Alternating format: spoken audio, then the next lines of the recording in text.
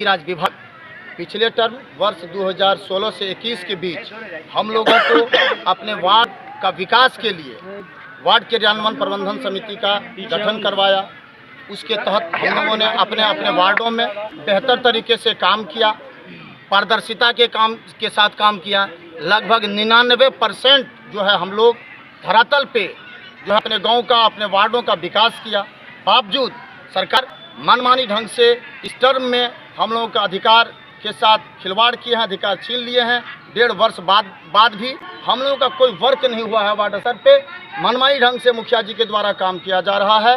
कहीं हम लोगों का सिग्नेचर नहीं होता है, ना कार्यकारिणी की बैठक होती है। इतना तक आपको बता दें, धांधली इतनी बढ़ी हुई है, किसी भी पंचायत में आम सभा का भी आयोजन नहीं होता है। सिर्फ दिखावा के लिए पेपर पे खानी पूर्ति होती है और हम वार्ड सदस्यों को अभी तक पूछा नहीं जा रहा है। हम लोग जिला से लेकर के प्रदेश तक अनशन और प्रदर्शन किए हैं, बावजूद सरकार गहरी नींद में सोई हुई है। अब तक हमारी मांग, 9 सूत्री मांग पर सरकार का कोई फरमान जारी नहीं है। हम लोग काफ़ी आहत हैं सरकार से, बिहार सरकार से। आपको बता दें, खुली तौर पे अभी जो अररिया जिला का हाल है, अररिया के हमारे सम्मानित वार्ड सदस्य मजबूरी और मजदूरी दोनों पे उतर गए हैं।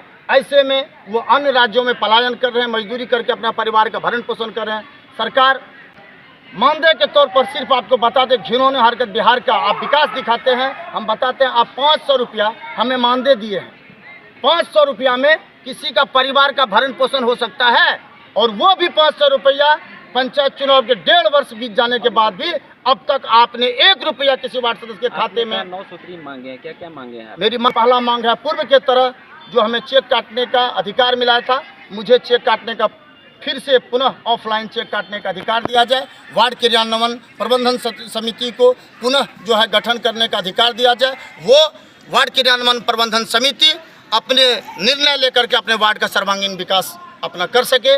इसके बाद हमारी जो मानदेय है उसको कम से कम 5,000 रुपया पर मंथ किया जाए, ताकि जो गरीब परिवार का वार्ड सदस्य है, दबा कुचला है, उसका परिवार का भरण पोषण हो सके, तभी तो वो वार्ड का विकास करेगा। इसके बाद वो आप जिला स्तर पे हम लोगों का बीच बीच में बैठक हो, प्रखंड में हम लोगों के लिए एक जो है सभा स्थल हो, हम लोगों के बैठने का एक जगह बनाया जाए। इसी तरह से मनरेगा में हम लोगों का जो है प्रशासनिक स्वीकृति का हमें अधिकार दिया जाए। और आवास योजना जो है सरकार का सबसे महत्वाकांक्षी योजना, उसमें हम लोगों को पूछा नहीं जा रहा है। योजना का बंदर बांट हो रहा है। जब तक हम लोगों का उसमें इंगेज नहीं किया जाएगा, हम लोगों को अधिकार नहीं मिलेगा।